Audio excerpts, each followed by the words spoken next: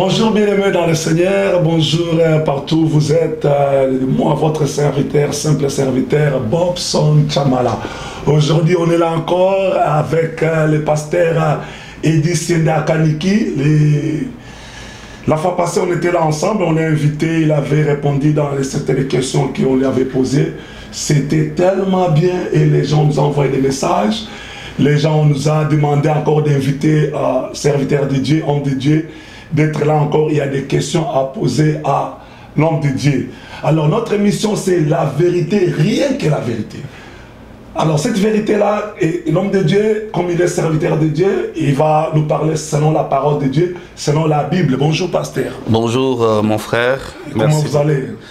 Dieu soit loué, je vais très bien, j'espère que vous allez aussi bien. Je vais très bien, merci. Je voulais juste vous dire encore que le pasteur Eddy, il est le pasteur de l'église Spring of Life Church.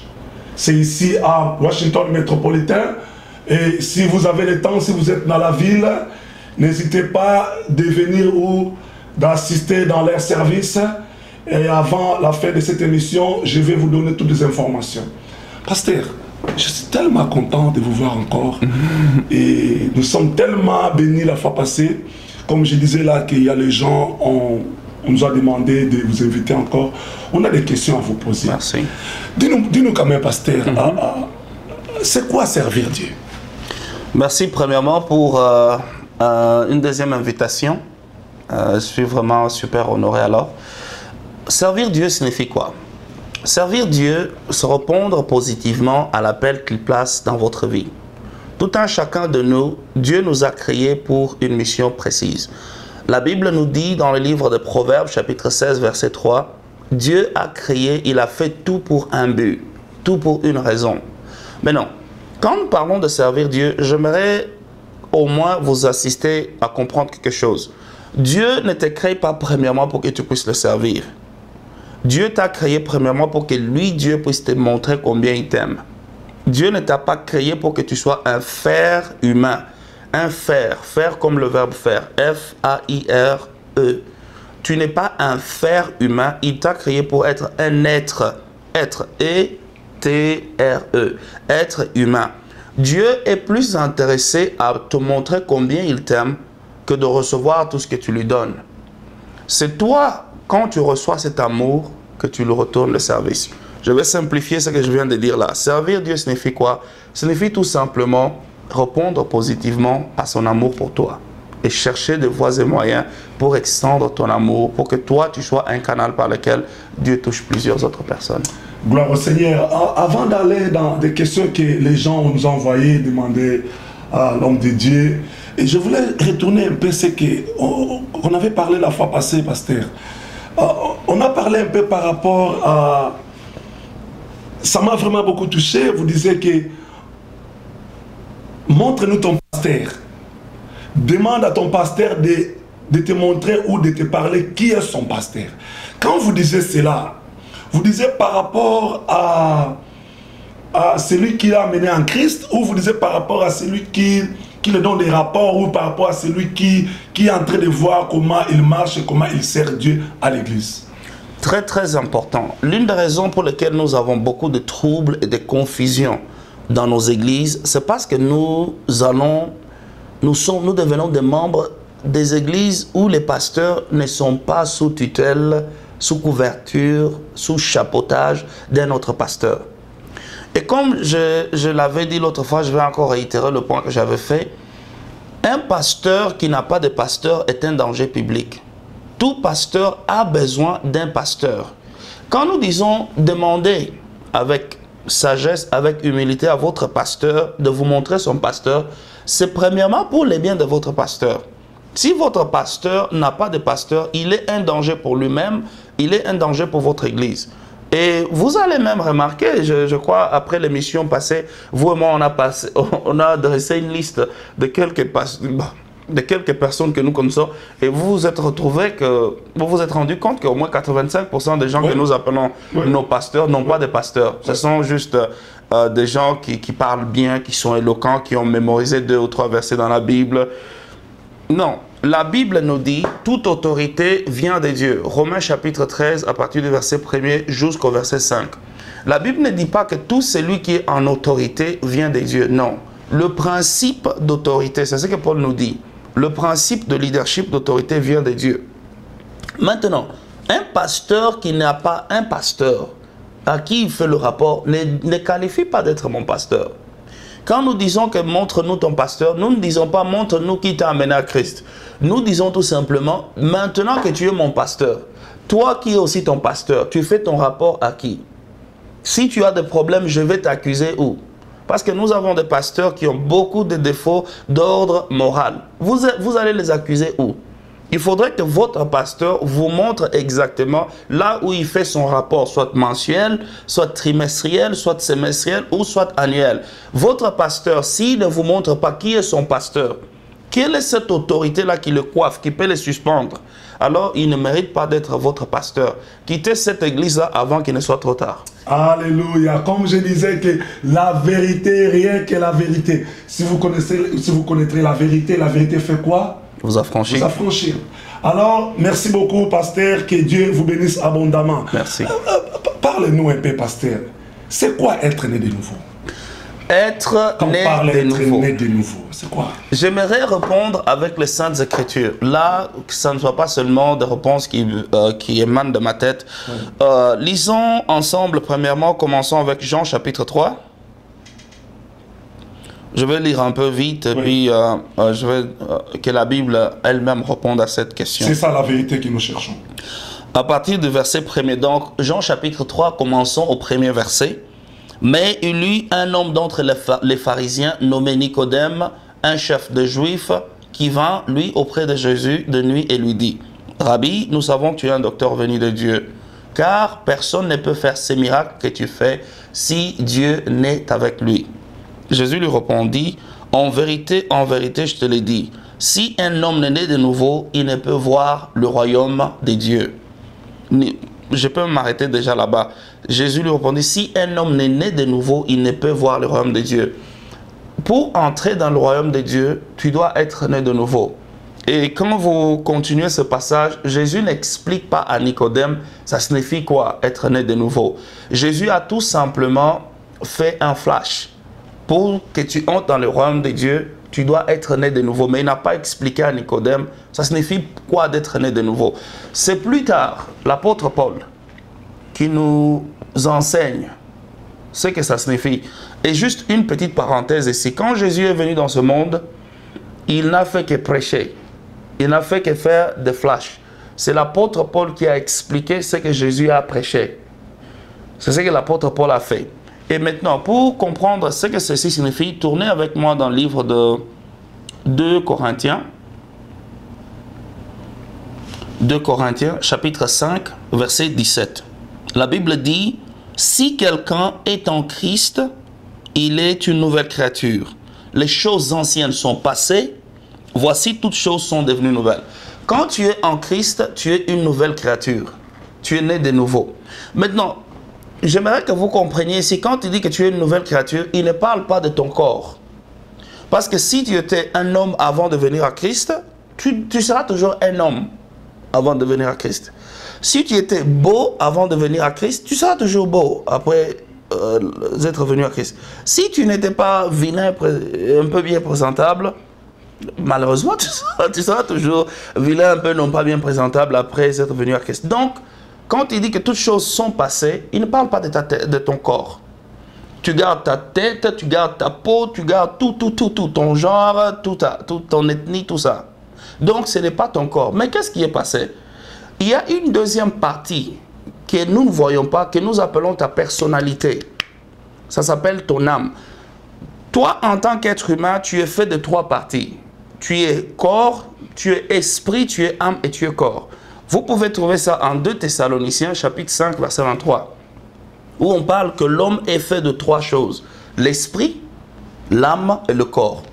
Je vais vous donner une définition trop basse, trop terre à terre, pour que vous compreniez c'est quoi l'esprit et l'âme. Le corps, c'est ce que je vois. L'âme, c'est ça. Et l'esprit, c'est ça. Ça, c'est une définition terre à terre. Ça, c'est ton âme. Et ça, c'est ton esprit. Quand nous parlons de l'âme, l'âme, c'est tout ce qui fait tes émotions. Tu as mal au cœur, tu es content, tu es sad, tu es triste. Ça, c'est ton âme. Maintenant, ton esprit, c'est la partie intérieure. Je vous dis, cet enseignement, esprit, corps et âme, si tu ne comprends pas ça, tu ne comprendras pas la Bible. C'est ça, toute la Bible peut être comprise avec esprit, âme et corps. Maintenant, Dieu nous dit en Genèse chapitre 1, verset 26, « Créons l'homme à notre image, à notre ressemblance. » Nous ressemblons à Dieu. Dieu ne nous ressemble pas. Je sais que ce que j'ai dit là, c'est un peu beaucoup. Il faut un peu doser, un peu aller un peu lentement. Dieu dit qu'il nous a créés, nous, en tant qu'hommes, à son image, à sa ressemblance. Nous ressemblons Dieu, mais Dieu ne nous ressemble pas. Parce que si Dieu nous ressemble, Dieu doit avoir la partie supérieure d'un homme et la partie inférieure d'une femme pour représenter les deux genres. Si Dieu nous ressemble, Dieu doit avoir la tête d'un noir, la poitrine d'un blanc, les jambes d'un chinois et puis les pieds d'un indien pour représenter au moins les ethnicités qui sont sur la terre. Mais Dieu ne nous ressemble pas. Nous ressemblons à Dieu. Maintenant, quand Dieu dit créons l'homme à notre image, l'image de Dieu, ce n'est pas ça. Jean chapitre 4, versets de 20 à 24. Jésus-Christ qui s'adresse à la femme samaritaine lui dit ceci. Dieu est esprit et ceux qui l'adorent doivent l'adorer en esprit, en vérité. Dieu n'est pas corps, Dieu n'est pas âme, Dieu est esprit. Alors si lui qui est esprit, il dit qu'il nous a créé à son image, donc nous sommes des esprits. Le vrai toi, le vrai moi, ce n'est pas ce que vous voyez ici, c'est ce qu'il y a à l'intérieur. Ce que vous voyez ici, c'est mon corps, c'est comme ma propriété, c'est comme mon micro, c'est comme ma chemise, c'est comme ma bague de mariage, c'est comme ma montre. C'est ça, c'est mon corps. Mais le vrai moi, c'est une partie trop intime que vous ne voyez pas. Quand vous êtes né de nouveau, l'apôtre Paul nous dit ici en 2 Corinthiens chapitre 5 verset 17, les choses anciennes sont passées.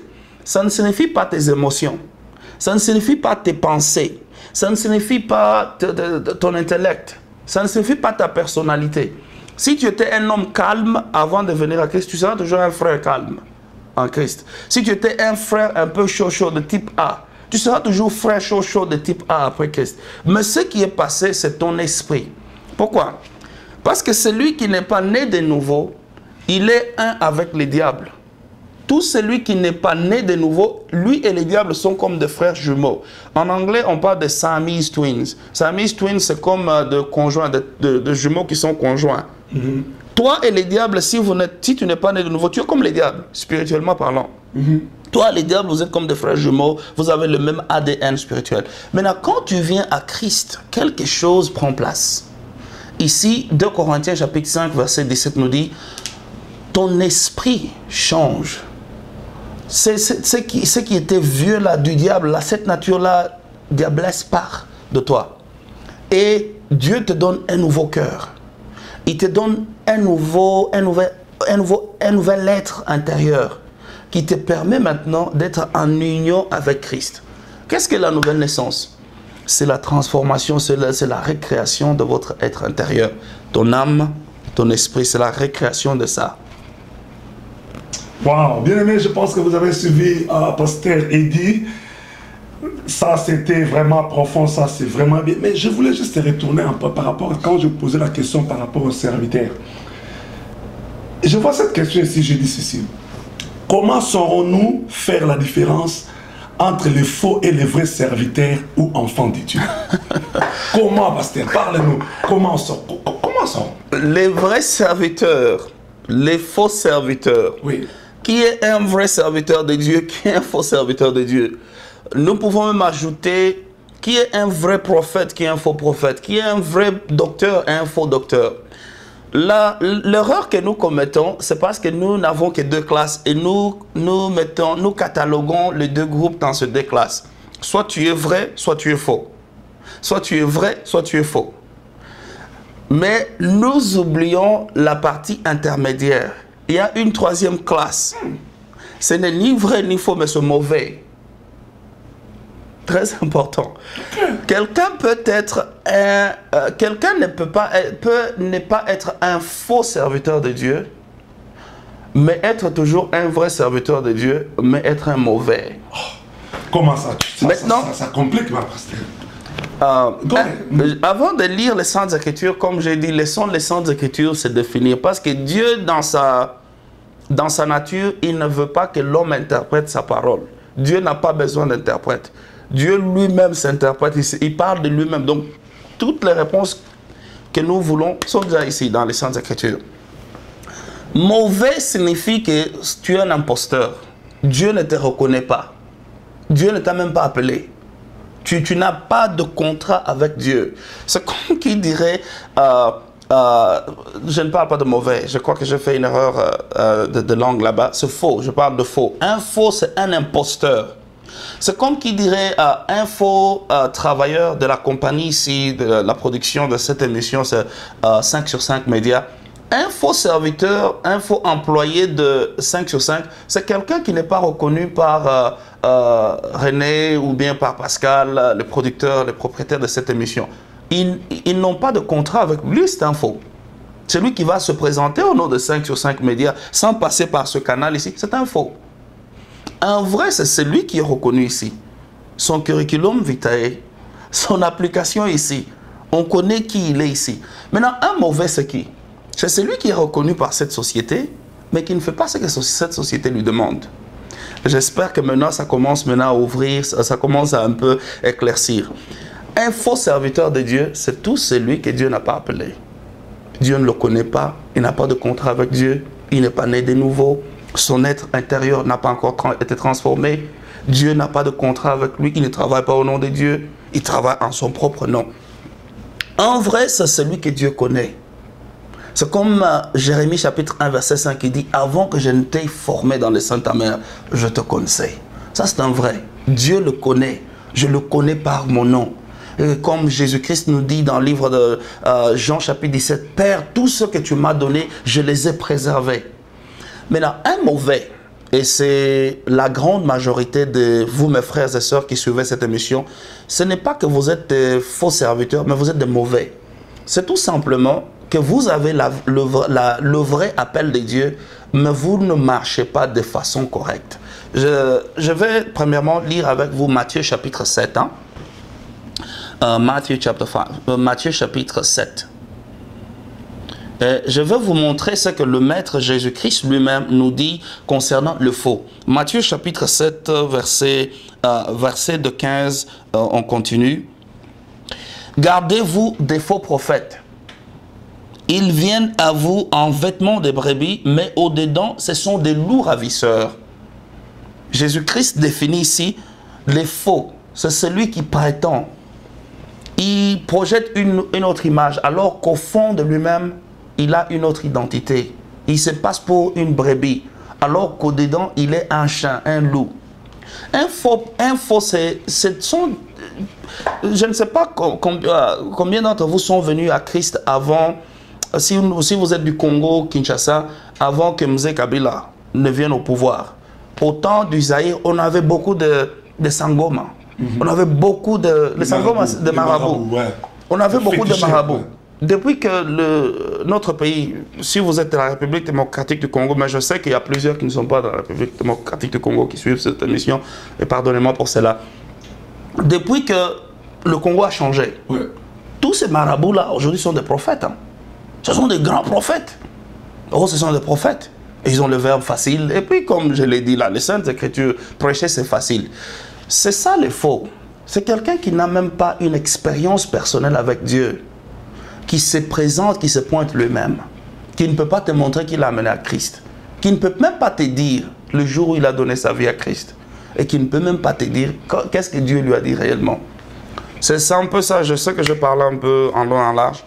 Si vous lisez Matthieu chapitre 25, Jésus-Christ parle des mauvais serviteurs, pas des faux, des mauvais serviteurs, des gens à qui Dieu a confié des talents. Au lieu d'exploiter ces talents et de les multiplier, ils les ont enterrés. Et Jésus les appelle de mauvais. Il y a beaucoup d'entre vous qui me suivez ici. Vous avez reçu vraiment la chose de Dieu, mais vous ne marchez pas comme Dieu vous veut. Laissez-moi vous poser cette question ici, mes amis. Est-ce que vous faites réellement ce que Dieu vous a demandé de faire? Est-ce que ce que vous faites aujourd'hui, c'est exactement ce que Dieu vous a demandé de faire? Certains d'entre vous, quand le Seigneur vous a croisé, sa flamme a allumé votre cœur. Votre cœur était en ébullition en feu pour le servir. Rien ne représente, tout ce qu'il y a de ce monde ici ne représentait rien. Mais à un temps, une froideur a pris votre cœur. Et aujourd'hui, vous êtes plus dans votre vie, dans vos soucis, dans vos propres besoins. Et la voix de Dieu, vous l'avez abandonnée déserte.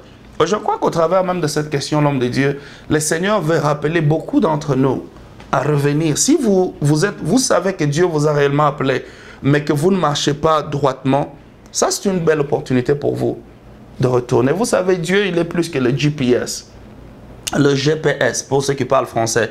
Le GPS, quelle que soit la mauvaise tournure que vous avez prise, le GPS peut toujours vous retourner à la bonne voie. Tant que vous ne vous arrêtez pas. As long as you don't stop. Tant que vous marchez, le GPS va toujours vous retourner à la bonne adresse. Ça peut vous prendre 1 heure extra, ça peut vous prendre 2 heures. Dieu, il est plus que le GPS. Tant que vous ne vous arrêtez pas, tant que vous ne stoppez pas, le Seigneur Dieu peut vous retourner à votre appel initial. Il peut toujours vous recadrer dans le droit. Tout ce dont vous avez à faire, c'est le reconnaître par la repentance. Vous dire, Seigneur, aide-moi. Et il va vous aider. Amen. Alléluia, ça c'est vraiment formidable. Mais pasteur, parle-moi un peu par rapport à ce que vous disiez là. Je connais un frère ici en Amérique. Et sa sœur, il était malade. Et puis, il appelait un homme de Dieu chez nous. Bon, moi je suis un Congolais, bon, comme on dit, Zaïrois.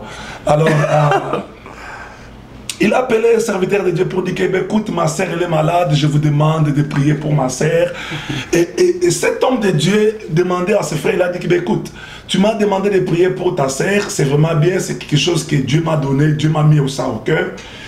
Mais ce que je vais vous demander, et je vais laisser ma femme et mes enfants aller se cacher en prière, de prier pour ta sœur. Mais envoie-moi ne fût-ce que $150 pour donner à ma femme pendant que je ne serai pas là, pour que mes enfants ne manquent pas à quoi à manger. Dis-moi un peu, est-ce que c'est...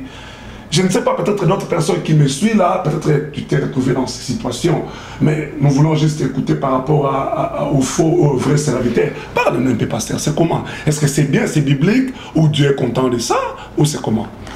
Donc, si je comprends la question, nous avons un cas ici qui nécessite la prière, oui, le support spirituel d'un homme de Dieu. Oui. Premièrement, pourquoi est-ce que vous devez appeler au Congo, premièrement? Parce qu'il y a tous ces prédicateurs ici.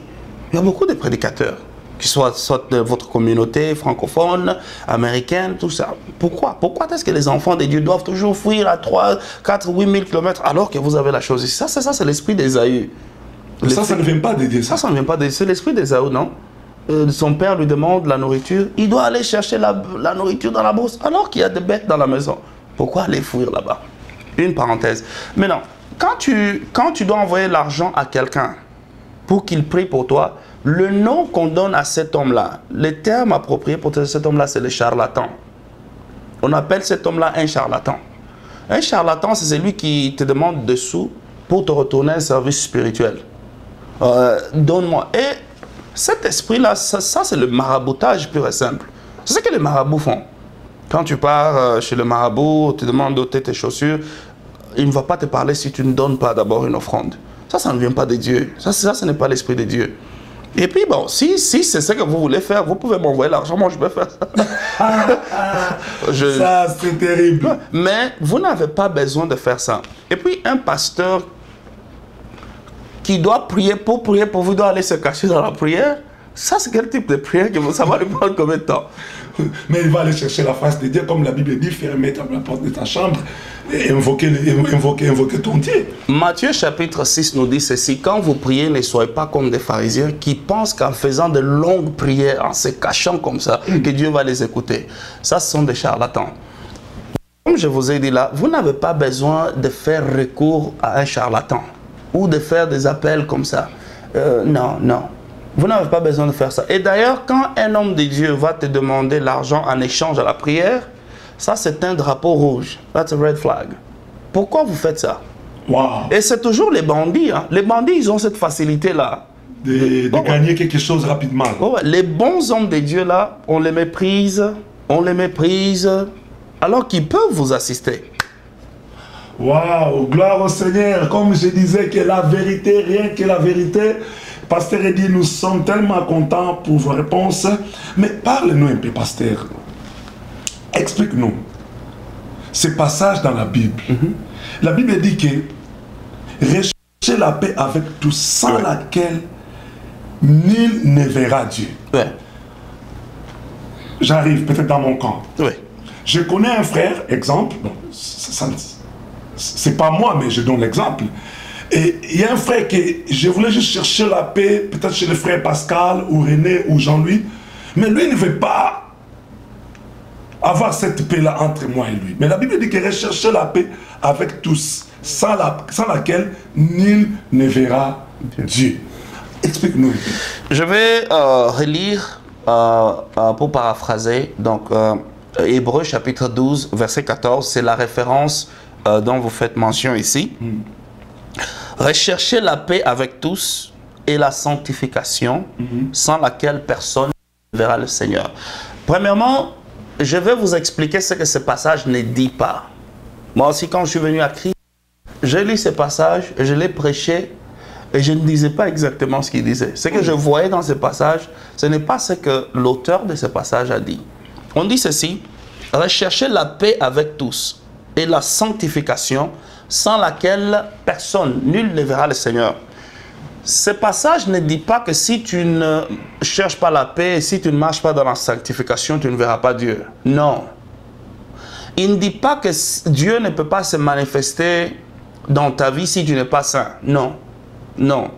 Parce que les Saintes Écritures nous montrent Dieu s'est révélé envers plusieurs personnes qui n'étaient pas saintes. Vous avez les cas classiques d'Ésaïe, chapitre 6. Il a dit, comment est-ce que moi j'ai pu voir la gloire de Dieu alors que je suis un homme aux lèvres impures. Ce passage ne dit pas que si tu ne vis pas dans la sainteté, tu ne verras pas Dieu. Il ne parle pas que Dieu va te cacher sa face parce que tu ne marches pas dans la sainteté. Non. Dieu se révèle à tout le monde. Même si tu marches dans les péchés, dans l'iniquité, Dieu va se révéler dans ta vie. Regardez toutes ces personnes dans les Saintes Écritures devant lesquelles le Seigneur s'est révélé. Ils étaient dans la rébellion.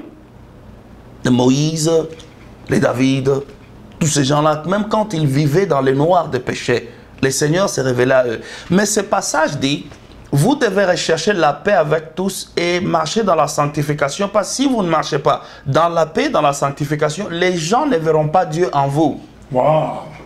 Wow. Il ne parle pas que vous ne verrez pas Dieu, mais il dit que les gens, ils ne peuvent pas voir Dieu en vous si vous ne marchez pas dans la sainteté.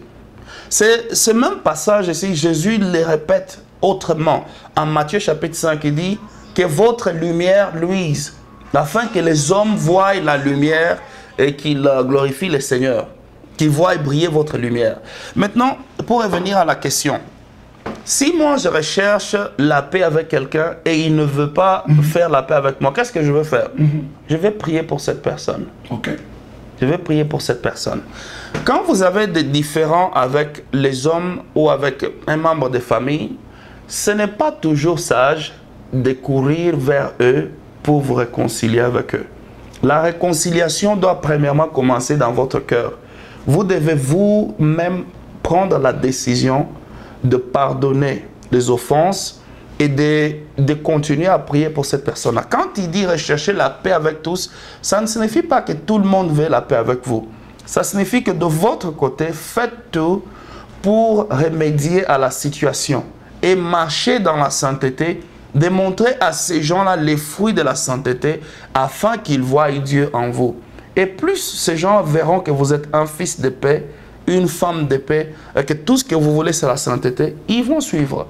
Ils vont voir Dieu en vous et ils vont se réconcilier avec vous.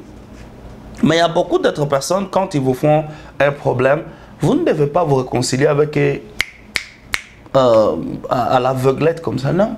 Vous donnez à ces gens-là la chance de se calmer. L'exemple classique, c'est Joseph.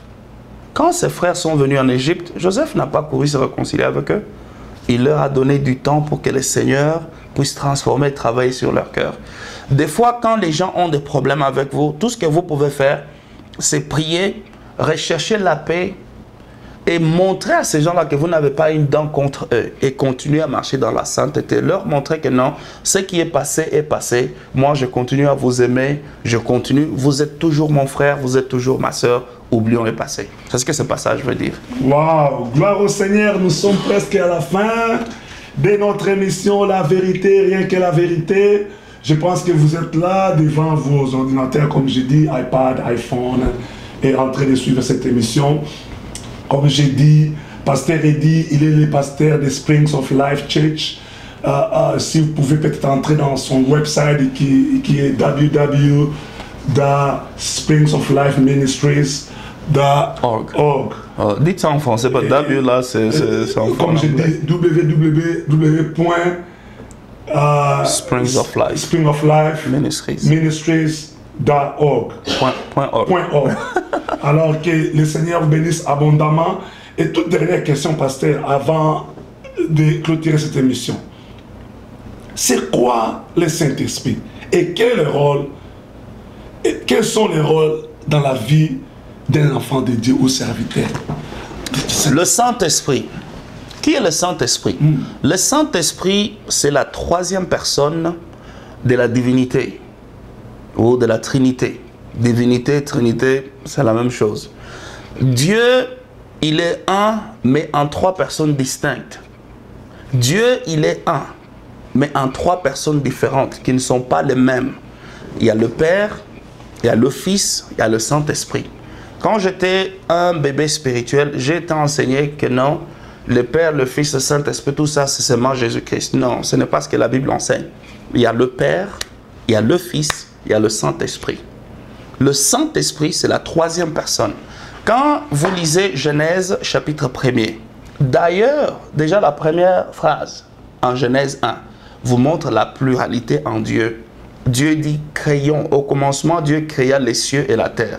Si vous regardez le nom là, Dieu, c'est ce que nous disons en français, Dieu, D-I-E-U. Mais celui qui a écrit le livre de la Genèse, Moïse ne parlait pas français. Il parlait araméen ou bien hébreu ancien. Et le nom là, Dieu, quand vous le regardez dans sa version originale, c'est Elohim. Au commencement, Elohim. Elohim là, c'est le pluriel des dieux. D-I-E-X au pluriel. Ça ne signifie pas qu'il y a plusieurs dieux, ça signifie qu'il y a un seul Dieu, mais pluriel. En Père, Fils et Saint-Esprit. Et vous n'avez même pas besoin de connaître l'hébreu pour savoir ce que je dis là. Parce que si vous restez toujours en Genèse 1, au verset 26, Dieu dit « créons » au pluriel. « Créons ». Il ne dit pas que je crée. Il dit « créons ». Vous avez une voix qui s'adresse à quelqu'un, « créons ». Donc, il s'agit de plus d'une personne. La troisième personne de la divinité ou de la Trinité, encore comme je l'ai dit là, c'est le Saint-Esprit. Quel est son rôle? Plusieurs rôles. Mais le verset clé, c'est Jean chapitre 14, versets 7 à 8, où Jésus dit, il vous est avantageux que je m'en aille. Si je m'en vais, le consolateur viendra. Quand il viendra, il convaincra le monde du péché, de la justice et du jugement. Le péché, le Saint-Esprit vous convainc d'un seul péché. Et vous pouvez regarder la référence que je vais vous donner là. J'ai dit Jean chapitre 14, verset 8, mais c'est plutôt Jean 16, verset 8. Le Saint-Esprit vous convainc du péché. Il n'y a qu'un seul péché qui va vous amener en enfer. Pour aller en enfer, Dieu ne va pas te jeter en enfer parce que tu prends la cigarette ou tu prends l'alcool ou bien tu vis dans la prostitution, tu es homosexuel. Non. Ce n'est pas ça ce qui va t'amener en enfer. Il n'y a qu'un seul péché qui va t'amener en enfer, c'est le rejet de Jésus-Christ.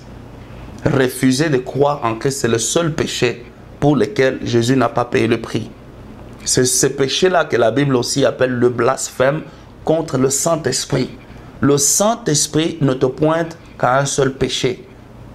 C'est le péché de rejeter Jésus. Il te montre aussi de la justice. La justice parce que Jésus-Christ est auprès du Père. Ça signifie quoi? Ce sont des gros mots, mais simplifions ça pour que vous puissiez comprendre. Quand on dit que le Saint-Esprit te convainc de la justice, il te dit ceci. Bien que tu vis dans ce monde, le Père te voit juste en Christ.